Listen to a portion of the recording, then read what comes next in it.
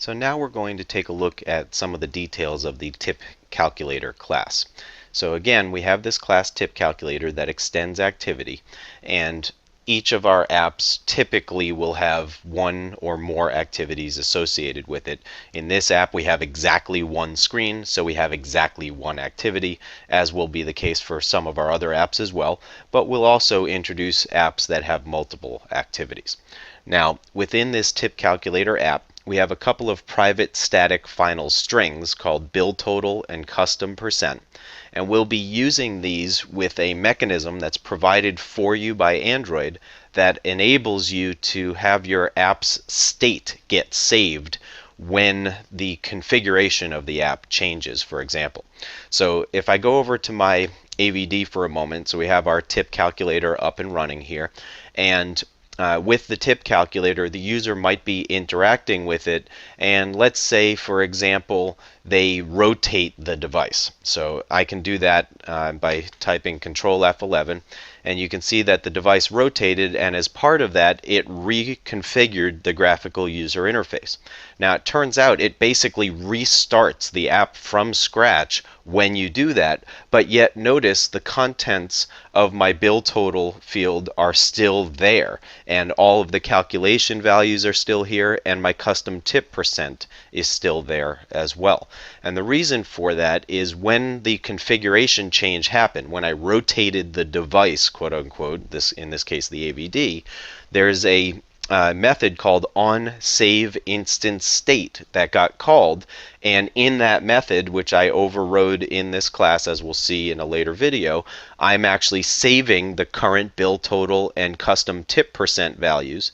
Then, as the app is restarted, its onCreate method gets called, and I'm using those values, if they exist, to repopulate the bill total field and to reset the custom tip percentage as well. And by doing that, it gives the user a smooth experience in terms of ensuring that the app is still showing the state information that they had last entered in this case, or had last interacted with in some other app, and that way they don't have to sit there and re-enter the bill total just because they happen to have rotated the device.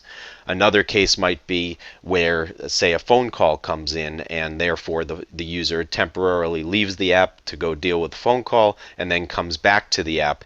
That's another case where the onSaveInstanceState can come in handy. And by the way, as long as I'm discussing this issue, it turns out that there's a so-called perspective available to you in Eclipse once you install the ADT plugin tools. It's called the DDMS perspective, and you can get to it if it's not already showing up as an item in the upper right corner here by clicking on this icon and clicking Other, and then selecting DDMS. I'm going to go ahead and click OK.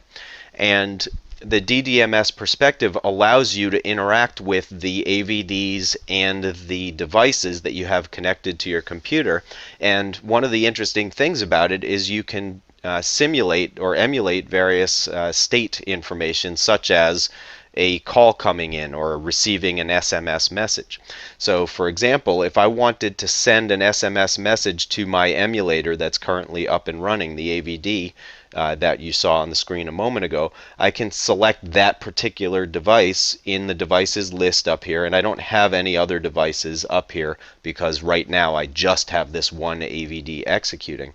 But notice down here that I have the ability to do things like interact with the device, and one of the things I can do is specify an incoming phone number. So let's just, for argument's sake, put all fives in there, and I can say that I want to simulate a call coming in or send an SMS message. So let's say I type hi there and hit an exclamation point. Now I'm going to just reconfigure my screen a bit here so you can see the message actually pop up in the AVD when I do this. Right, so again, I just entered this SMS message. Now I'm going to send the message, and watch the status bar at the top of the AVD as I do that. In a moment, you see the message pop up. There's the phone number it came from and the message, and it also leaves this indicator here in saying that there's a message to look at in case the user happens to have missed it. Now, if I pull down on that, you can see it expands and covers up my app. So my app has actually been pushed into the background now. Of course, the user had entered in an actual bill total, and so I can see the message. Perhaps I decide to go reply to that message, which I can do by clicking on it here to go into the SMS app, or I could just say I want to clear that message. And when I do, it brings the app back up, and once again, I still see the bill total and I still see the custom tip percent. And again, the reason for that is the onSave instant state method got called to store that information, and then when the app came back into the foreground, it was able to redisplay that information because I had saved it. So that mechanism is all provided for you in the Android operating system. And now I'm going to switch back to my Java perspective here so I can see the source code once again. So as I mentioned, we'll be using these two constants to help us when we do store the bill total and custom tip percentages.